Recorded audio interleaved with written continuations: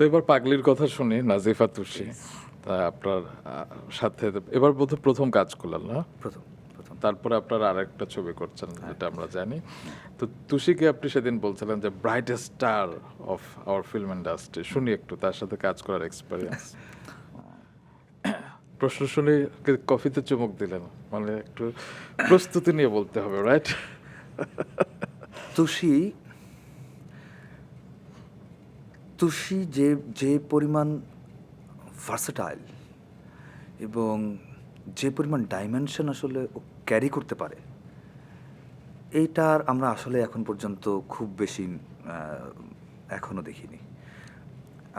আমরা মনে করছি হাওয়া, প্রেসার কুকার, অ্যানি, রোদ, আরও অনেকগুলো কাজ, সব মিলিয়ে অনেকগুলো ডাইমেনশন অলরেডি তুষির আমরা দেখে ফেলেছি এবং আমরা এখনই হয়তোবা বুঝতে পারছি যে আসলে সম্ভব, মানে তার সম্ভব কতদূর যাওয়া। কিন্তু ও আরও বেশি ক্যাপাবল, বিয়ন্ড ইট। তুষির ভেতরেও ওই ঢুকে যাওয়াটা আছে, ওর ভেতরে ওই পাগলামিটা আছে। ও যখন আসলে পাগলি করতেছে, আমার এখনও আমার মনে আছে ওই যে সিনটাতে লাস্ট টাইম যখন ও আসে, ওই সময় যখন আমি টর্চ লাইট দিয়ে আসলেই ওর চোখের দিকে যখন টর্চ লাইটটা মারছি এবং ওর চোখের দিকে যখন আমি তাকায় থাকছি, আমি একবারও তুষিকে দেখতে পাইনি।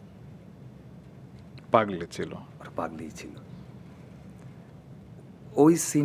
ওই সিনটা মানে আমার অনেক পছন্দের সিন। ওই সিনটা আমার খুব পছন্দের সিন। আরেকটা সিন আছে যেখানে টিলার উপর দিয়ে আসলে ও নিজের ইয়ে করে আর কি।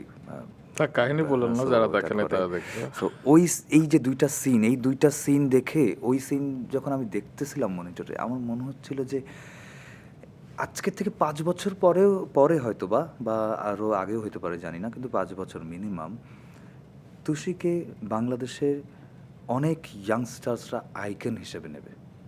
কারণ অ্যাক্ট্রেস হইতে হলে কি কি করতে হবে বা কিভাবে আসলে সেই ড্রাইভটা দিতে হবে, এটা একটা সময় তুষির কাছ থেকে মানুষ শিখবে। ওয়াহ, এটা অনেক বড় একটি অর্জন, কারণ কো অ্যাক্টর এভাবে কথা বলছেন, যেটা যে কোনো অ্যাক্টরের আসলে পাওয়া আর কি, চাওয়া।